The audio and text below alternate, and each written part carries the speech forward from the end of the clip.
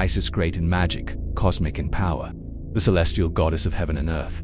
She is the star whose light heralded the annual floods of the Nile, the lifeblood of ancient Egypt. She is the mother of pharaohs, guardian of the dead, and guide of souls into eternity. But she was more than a queen of the divine. Isis was the people's goddess, revered by the elite and beloved by the lower classes alike. Unlike many deities who lived in myth alone, Isis was deeply human in spirit. She was a devoted sister, wife, and mother, a tireless warrior against evil, betrayal, and injustice. She embodied virtue and conscience. She was the heart of Egyptian myth, its most quoted character, the heroine who interacted with more gods than any other. Over centuries, her influence grew, expanding far beyond the borders of Egypt until she became the supreme goddess of the known world. Her cult swept through the Roman Empire, even reaching beyond its edges today. We explore the story of Isis during pharaonic Egypt, while the Greco-Roman version of her cult is another rich chapter in history. Our focus is on her ancient Egyptian origins. Unlike many civilizations, the Egyptians did not seek to unify their religious traditions through conflict or strict dogma. Instead, they merged local beliefs into a rich tapestry of theology. Deities from different regions were combined and elevated. Horus, Hathor, Thoth, and the Ennead, the first 9 gods of creation. Born from the city of Iunu, later known by the Greeks as Heliopolis, near modern-day Cairo, there, they worshipped the great solar creator god Atum-Ra, who emerged from the primeval waters of chaos. Atum brought forth Shu and Tefnut, air and moisture, then Geb and Nut, earth and sky, who in turn gave birth to Osiris, Isis, Set, and Nephthys, the last generation of the Ennead. Osiris and Isis represented fertility and rebirth, while Set and Nephthys symbolized barrenness and chaos. Over time, these gods' attributes evolved, expanded, and overlapped. By the time of the Old Kingdom, Isis was already becoming a national deity. The first written mention of her name comes from the reign of Pharaoh Neferkare of the 5th dynasty, around 2500 BCE. Originally, Isis may have been the personification of the royal throne itself. Her name literally means throne. In Egyptian art, she is often depicted wearing the hieroglyph or throne on her head. The pharaoh, symbolizing Horus, was thought to sit upon her lap, an image that dominated Egyptian iconography for millennia. As Egyptian myths evolved, so did the role of Isis. She transitioned from being a maternal figure to the literal wife of Horus in later versions of the Osiris myth. In these stories, Horus is portrayed as her vulnerable child, and Isis takes on the sacred role of protector and healer. During the New Kingdom, 16th century BCE onward, Isis increasingly absorbed the symbols and powers of Hathor, the ancient mother goddess. She began to wear Hathor's crown, a sun disk framed by cow horns, and a red dress. In this fusion, Isis became not just a goddess of the throne in mourning, but of fertility, love, and cosmic power. Her sacred animals reflected this transformation, from the kite bird, associated with funerary rites, to the cow linked with motherhood and agriculture. Yet, even in her older form, Isis remained crucial in Egyptian religious life. As a winged goddess, she was a protector in funerary art. As Lady of the Desert, she ruled the harsh landscapes and commanded venomous creatures like scorpions. One of the most fascinating myths about Isis is preserved on the Turin Papyrus from the 20th dynasty. In it, the wise and cunning Isis seeks to obtain the secret name of Ra, the creator, the very source of his divine power. In her plan, Isis creates a venomous serpent from Ra's saliva collected when the aging god unknowingly drooled. The snake bites him, and Ra is stricken by pain. None of the gods can heal him because the snake wasn't created by Ra's will. He doesn't even know its name. In desperation, Ra turns to Isis, who offers a cure, but only if Ra reveals his secret name.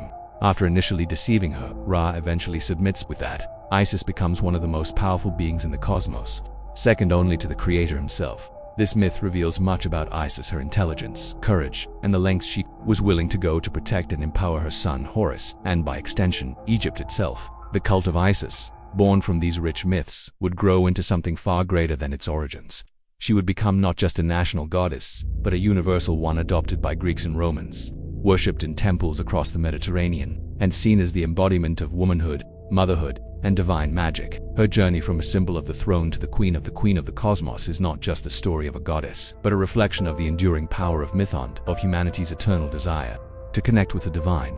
But eventually gave in. Isis learned their highest word, giving power over all creation, so she freed him from pain the old god had to share his power with. Isis from then on, who thus became the Lady of Magic, or Hecapower as the Egyptians called it, the last god of the Ennead. The rightful king who was to rule on earth was the just Osiris. His story, mainly death and its consequences, is described in the most popular and numerous Egyptian mythological stories. The wealth of sources and fascinating details of the Oyan myth are largely due to Isis, whose great popularity in the Roman world prompted Western authors above all Plutarch, a Greek historian from the 1st century AD, to chronologically organize the Egyptian myth, to write it down, although we learn the story of Osiris and Tis in the oldest religious text of Egypt, the pyramid text of the last ruler of the 5th dynasty Unas from the 24th century BC, as well as in many other phonic texts from different periods. Plutarch's version remains the most complete. A large part of Plutarch's Moralia is the book Isis and Osiris. Although his version seems to be often misinterpreted to Hellenized, we reach for it to fill in the gaps in the old Egyptian sources. According to Plutarch, Isis and Osiris were enamored of each other and consorted together in the darkness of the womb before their birth. They were truly destined for each other, and their love would prove stronger than death. Of course, the second PA were Sn Naphis in Plutarch's version, Osiris, that didn't limit himself to ruling over Egypt, but traveled around the world civilizing other peoples during his absence. Isis ruled, however. When the king returned to the country, his jealous brother Seth conspired against him at the welcoming feast. He brought a magnificently decorated chest and announced that he would give it to whoever could fit in it. When Osiris began to prepare for it, the conspirators slammed the lid shut and threw the chest into the end from where it drifted to the open. See, their sinful act of the usurer Seth, or Typhon as Plutarch called him, has disturbed the divine order and balance of M. His rule will prove to be a disaster for the earth and will provoke a great war among the gods. We read Isis, when tidings reached her, at once cut off one of her dresses and put on a garment of mourning in a place where the city still bears the name of Copto. Isis wondered as everywhere at her wits' end. No one whom she approached did she fail to address, and even when she met some little children, she asked them about the chest as it happened. They had seen it, and they told of the mouth of the river through which the friends of Typhon had lowered the coffin into the sea. Wherefore the Egyptians think that little children who possess the power of prophecy, and they try to divine the future from the portents which they find in the children's words. Thus begins Izzy. Epic journey. Wanting to protect the body of her drowned husband, she travels to distant Phoenicia because the chest is drifted to Byblos, where it has miraculously become overgrown with the trunk of a massive tree. The impressive tree was cut down and served as a pillar to adorn the palace of their local ruler. Somehow Isis finds this royal palace to get inside. She showed great cleverness. Quote, she welcomed their queen's maidservants and treated them with a great amiability, plaiting their hair for them and imparting to their persons a wondrous fragrance from her own body. But when the queen observed her maidservants, a longing came upon her for the unknown woman, and for such hairdressing, and for a body fragrant with ambrosia. Thus it happened that Isis was sent for and became so intimate with the queen that the queen made her the nurse of her baby. Ingenuity and cleverness definitely distinguish Isis from other gods of the Egyptian pantheon like no other deity. She always shows initiative. Her energy and charisma can turn even the most unfavorable circumstances to her advantage. At the same time, she remains emotional and therefore unpredictable, often to the doom of the mortals she meets, as we will see. Plutarch continues. Isis nursed the child by giving it her finger to suck instead of her breast. And in the night, she would burn away the mortal portions of its body. She herself would turn into a swallow and FP about the pillar with a wailing lament, until the queen, who'd been watching when she saw her babe on fire, gave forth a loud cry and thus deprived it of immortality. Then the goddess disclosed herself and asked for the pillar, which served to support the roof. She removed it with the greatest ease and cut away the wood of the heather which surrounded the chest. Then, when she had wrapped up the wood in a linen cloth and had poured perfume upon it, she entrusted it to the care of the kings, and even to this day the people of Byblos venerate this wood, which is preserved in the shrine of Isis. Then the goddess threw herself down upon the coffin with such a dreadful wailing that the younger of the king's sons expired on the spot. The elder son she kept with her, and having placed a coffin on board a boat, she put her out from land in the first place where she found seclusion. When she was quiet by herself, they related that she opened the chest and laid her face upon the face within and caressed it and wept. The child came quietly up behind her and saw what was there. And when the goddess became aware of his presence, she turned about and gave him one awful look of anger. The child couldn't endure the fright and died. Isis hid the chest in the city of B in the Nile Delta, but it was found by Seth himself, who was hunting in the area. Then the king's body was cut into 14 parts, which were scattered throughout the country. Isis, of course, didn't give up and found almost all their remains in various Egyptian locations, where she established sanctuaries and shrines in honor of individual relics. In Plutarch's version of the myth, the only organ of Osiris that wasn't found was a male member devoured by the Nile fish Mjet. According to Plutarch, in memory of this event, Egyptians refrained from eating some Nile fish. However, fish weren't considered unclean, since the fish maggot was sacred in the city of Permit near Famot and shone with the characteristic horned sun disk of Isis. Interestingly, Isis, she who looks for the members of her brother on the floe, was identified with another fish, one of the few Egyptian fish goddesses, Hat-Mahid, foremost of the fish warried at Mes in the delta. The missing but crucial organ of Osiris must have been copied by Isis from clay and then consecrated. In collecting and assembling the remains, she was assisted by her twin sister Nephis Anubis, and of course too it was widely believed that the reassembly of Osiris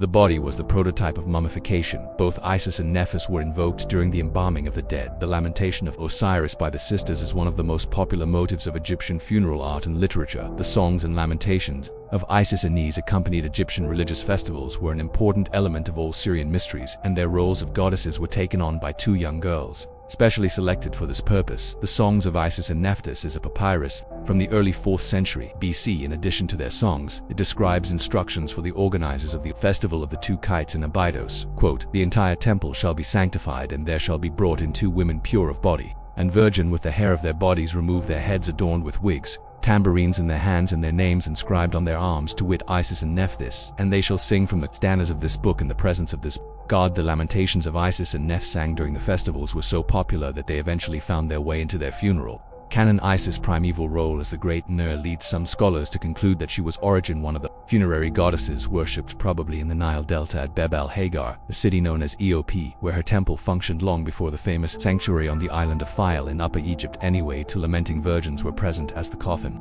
was lowered into its chamber through the shaw. Quote, "Come to the mistress of your house, for I am your sister by your own mother, and you shall not be far from me. The faces of gods and men are turned towards you, lending you in unison while I can. See, I call upon you with tears even to the height of heaven, but you don't hear my voice, although I am your sister whom you loved upon earth, and you loved none other than me. Oh, my brother, my brother." The songs, lamentations, monologues, and dialogues of Isis concerning the finding of Osiris and mourning for the deceased were probably the most frequently quoted religious formulas of Egypt, only present already in the Middle Kingdom.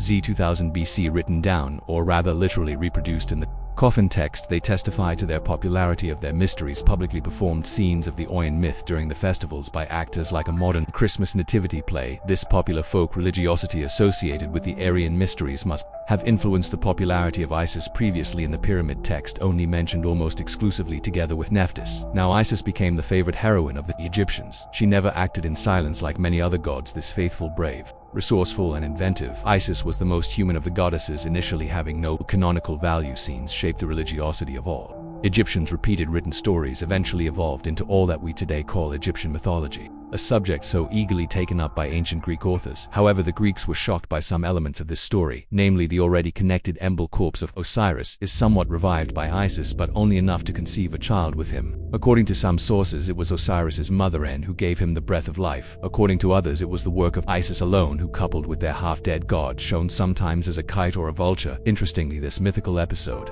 was referred to when giving mummies an italic appearance, with a member held erect by bandage and words of linen. All this was probably to make Isis' task easier. The famous Tutankhamun had such a mummy. According to the coffin text spelled 148, it was lightning that led to the conception of Horus. Quote, "The lightning flash strikes, the gods are afraid." Isis wakes pregnant with the seed of her brother Osiris, a miraculous lightning bolt instead of a member artificially prepared by the goddesses. In the Middle Kingdom, Isis' position wasn't yet so high that such a significant act could be attributed solely to her. The New Kingdom text suggests that Isis became pregnant by means of a miraculous fluid that secreted from the unborn body of Osiris. With the birth of Horus, the Yan myth enters its second phase. Horus and his mother became undoubtedly the favorite heroes of Egyptian mythology, hence their wealth of tales, incantations, hymns, and prayers. According to the so-called Mat from the 4th century BC, from the time of the 30th dynasty, Isis, after the birth of Horus, remained in captivity to Seth, working in a spinning mill weaving bandages for the mummy of Osiris. Returning from work one day, she met the wise two, who reminded her of her son's destiny and the danger he faced from his uncle. Quote, "Come divine Isis, it is also good to hear 2 others, and one leaves when the other leads him.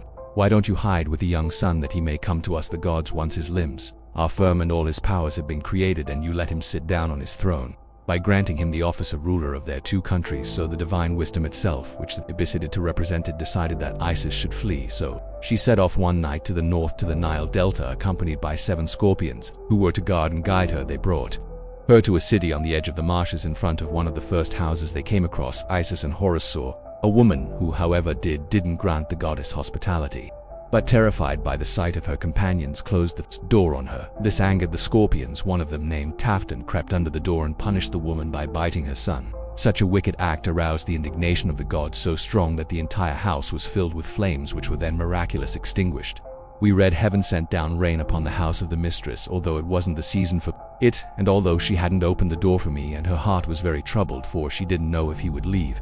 She filled her town with lamentation and no one answered her cry. Also Isis herself didn't remain indifferent to the fate of the child we read, and my own heart was troubled for the little one because of it, how to make the innocent one live, and I called to her saying, come to me, behold, life is in my mouth. I am a daughter famous in her town for driving away reptiles with her spells, which my father taught me to know, for I am his own beloved daughter, the daughter of the great Gap cried out, then began to massage the child while reciting powerful spells, quote, poison of Tafin, come forth, flow on the ground, do not penetrate, do not enter in poison of bean, come forth on the ground. I am Isis the goddess, mistress of magic, who makes magic glorious of speech. Every reptile who stings listens to me. Isis great of magic, before the gods has spoken, to whom Gab has given his magic to repulse poison, be powerless, retreat, flee back. Of course the boy was healed, but soon the same fate. A deadly scorpion bite befell her own child. Little horrors, it happened near Heliopolis when Isis realized that her child was unconscious. She desperately called for help and the local peasants ran together, but no one knew how to help the infant this time.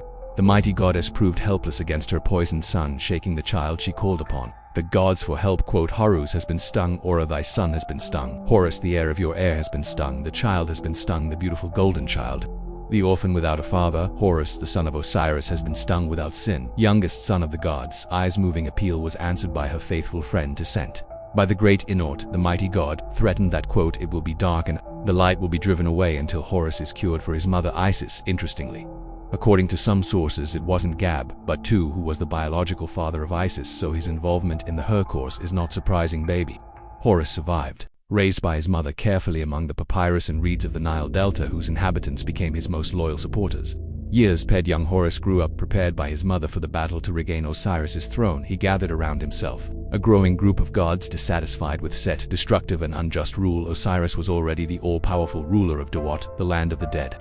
He gave advice from the afterlife and examined the state of his son's preparations for the final battle with the usurper. The battle with Seth is vividly described in several sources, starting with the pyramid text.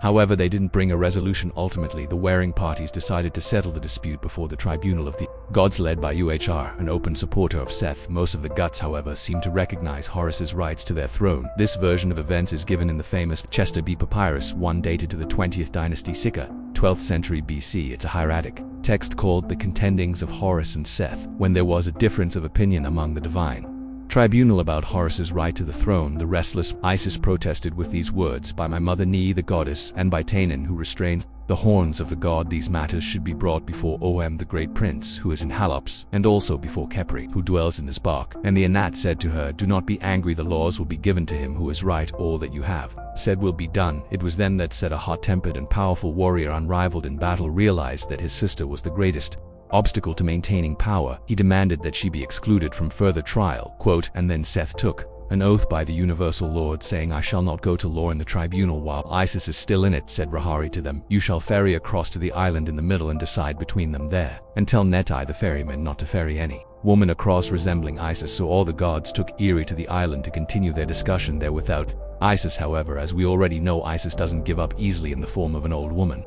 Horus's mother approached the ferryman, quote, you might ferry me across to the island in the middle that I come to you, because it is for the young lad that I have come, carrying this bowhole full of porridge, since he has been tending some cattle on the island in the middle for 5 days now, and he's hungry. He said to her, I've been told not to F any woman across, but she said to him, it's with reference to Isis that you've been told this which you have just mentioned. He said to her, what will you give me in order that you may be fed across to the island in the middle? Isis said to him, I'll give you this cake. He said to her, what good is it to me, your cake? Is it in exchange for your cake that I should F you across to the island in the middle when I have been told not to ferry any woman across? Then she said to him, I will give you the golden ring which is on my hand. And he said to her, hand over the golden ring, and she gave it to him. Then he fed her across to the island in the middle. Well, it wasn't that hard, was it? When Isis watched the GS feasting in the pavilion of Ra, she decided to perform another magical feat. This time she transformed herself into the most beautiful girl in the whole land and positioned herself so that only Set could see her. Overcome with desire, he ran to the girl, but she began to complain to him, quote, I was the wife of a herder to whom I bore one son. My husband died, and the boy began to look after his father's cattle, but then a stranger came and took up residence in my stable. He said, addressing my son, I'll beat you and confiscate your father's cattle and throw you out. Then Set said to her, as long as a man's son lives, shall the cattle be given to a stranger. So Isis transformed herself into a kite and sat on the top of an acacia tree. She said to Seth, be ashamed, it's your own mouth that has spoken this, it's your own wisdom that has justed you. Seth rather unwisely complained to Ra, repeating in detail the entire conversation with Isis, you have judged yourself said Ra, reluctantly agreeing with Isis. As we know, Seth was his companion on a nocturnal journey through the land of the dead, the defender of the Sunbar, the slayer of their sons. Eternal enemy, the serpent, ABAB. Seth landed his anger on the poor fireman, cutting off his legs despite the demands of the great creator god Atum, and the other judges Hura didn't yet recognize Horus as king and allowed another duel in the form of hippopotami. They were to remain underwater for 3 months. Isis didn't watch passively. She turned a skin of yarn into a harpoon, attacking one of the hippopotami, accidentally hitting her son the second time she hit Seth, but he managed to arouse her pity. Suffering great pain, he cried out, "What have I done against you, my sister Isis? I am your maternal brother Isis." Then she felt exceedingly compassionate toward him. Horus was furious at his mother's unexpected betrayal, and he jumped out of the water and cut off her head with a large cleaver, holding it in his arms and running away a frenzy into the mountains. The outraged gods chased Horus, but Seth found him blinded and left him for dead. He was saved by Ar's daughter Hor, who restored his sight and calmed the situation. The text is silent about the killing of the decapitated Isis, but other later versions of the myth state that after reviving her, the gods offer her a cow's head in place of the one she had lost. Harmony between mother and son was restored. Ra also desired harmony, so he ordered Set and Horus to take a break from fighting. So his uncle invited his young rival to a feast in his house and clearly tried to seduce him. Horus reported this to his mother, to which she replied, "Be careful, do not approach him when he mentions it to you a second time. Say to him, 'This is difficult for me because of my nature, because you are too heavy. My strength will not be equal to yours.'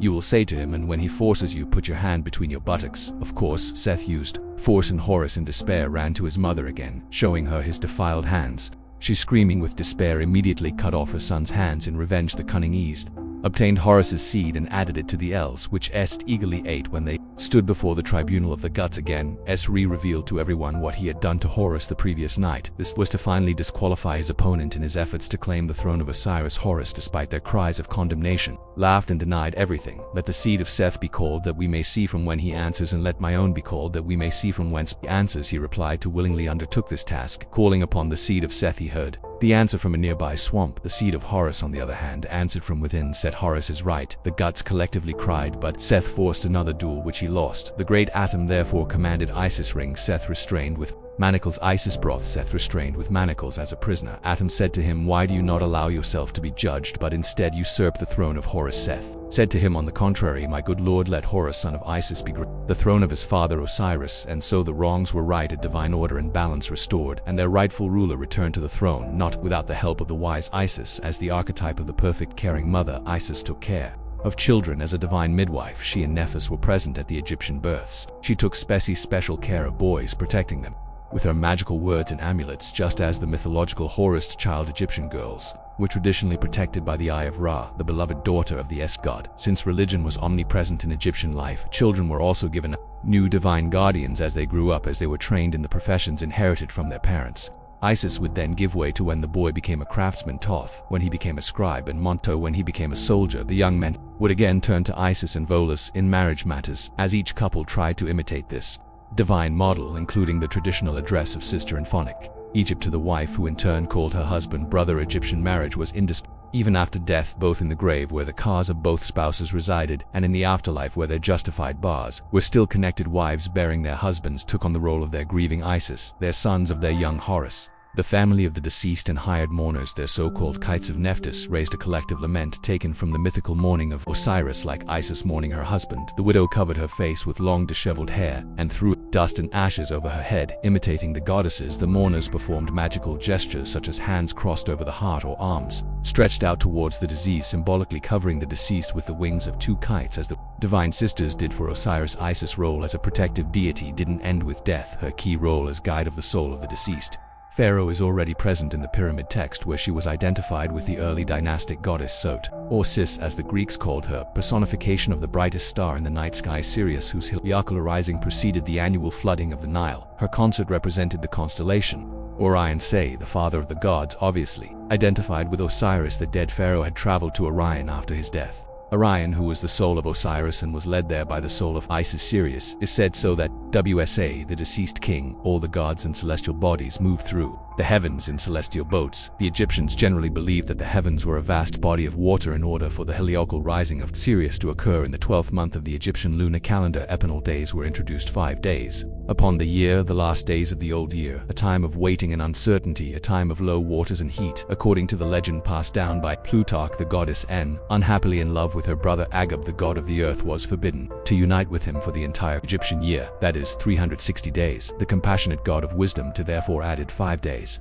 outside of time to the year during which Nud conceived her children. Isis was born on the 4th day of Perioret. Between the years the appearance of Isis sobed in the sky began the month of Tu, the first month of the flood season Ikad, when the constellation of Orion first appeared on the horizon. It reminded the Egyptians of Osiris lying on his back being lifted up by Sirius, Isis rising just below him, lifting Osiris in the sky, just as the pharaoh lifts the column of Jet. Of course, every Egyptian wanted to achieve salvation and eternal life, while in the Old Kingdom this was the perspective of kings. Already in the Middle Kingdom, all the regardless of their social status, could become Osiris in order to defeat death like their god savior. They also needed Isis, the one who breathes life into their dead bodies. Isis was therefore associated with the Lady of the Sycamore, who took care of the souls traveling to the west, and she was also associated with Image, she of the west, personifying the necropolises on the western side of the Nile, shown with the hieroglyph for west on her head. The texts of the Book of the Dead, sometimes attributed to Isis, attest to the use of amulets and magical spells of Isis to survive in the dangerous land of the dead. The Dot in the Ramesseid Book of the Dead, belonging to a man called Ani. We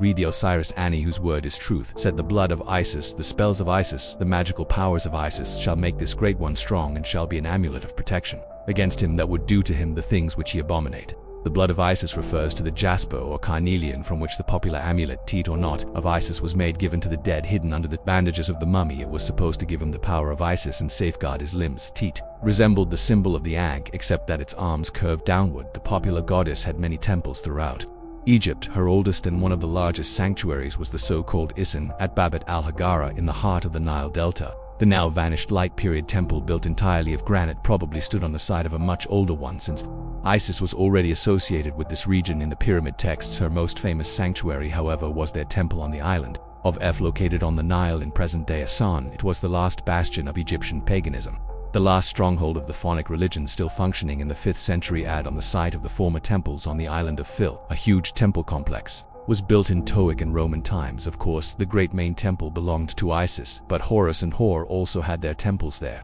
Plutarch wrote about this holy place. They also say that the sacred island by Phil at all other times is by men and quite unapproachable, and even birds do not light on it, nor fishes approach it. I must admit that this is one of the most beautiful places I've been to in Egypt. The buildings aren't ruins, but perfectly preserved Phonic-like structures, located in a truly fairy tale setting in Aswan. The Nile is most beautiful. The proximity of the first cataract is announced by countless ice. Its towering granite boulders rise from the water and please the ice, although they make navigation difficult. It's here that the last known hymn, written in hieroglyph from the end of the 4th century, is located, despite the edict of the Roman Emperor Theodosius the Great banning all pagan cults in the empire. An exception was made for Isis, perhaps thanks to the Nubians from the kingdom of Nubia in Lower Nubia, who were faithful to the old beliefs, to whom the Romans made their sanctuary available and even temporarily lent the cult statue of the great goddess in order to avoid invasions on the southern borders of the empire. It wasn't until 535 AD that Emperor Justinian the Great finally closed this last temple of Egyptian gods and turned it into a church. Many of its reliefs were destroyed at that time, but the real disaster for the temple was the damming of the Nile in 1902. The construction of a dam on the Nile flooded the sanctuary, and the erecting of another dam 60 years later meant the loss of the island of Phil forever, so the temple of Isis was cut into pieces and moved to nearby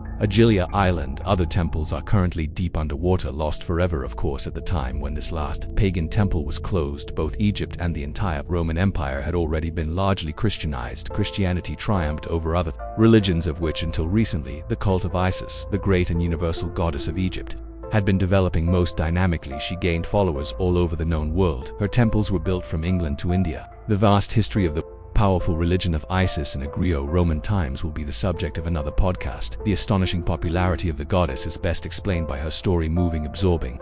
Like a good novel, she was the main character of Egyptian myths. The sister, wife, mother, this Isis. Pluto wrote the Avenger, the sister and wife of Osiris, after she had quenched and suppressed the madness and fury of Typhon, wasn't indifferent to the contests and struggles which she had endured, nor to her own wanderings, nor to her manifold deeds of wisdom and many facts of bravery, nor would she accept oblivion and silence for them, but she intermingled in their Most holy are as portrayals and suggestions and representations of her experiences at that time, and sanctify them both as a lesson in godliness and an encouragement of our men and women who find themselves in the clutch of like calamities. I hope you learned something new about the beliefs of ancient Egyptians. Thank you for listening and subscribe to my channel. Goodbye and see you on the next one.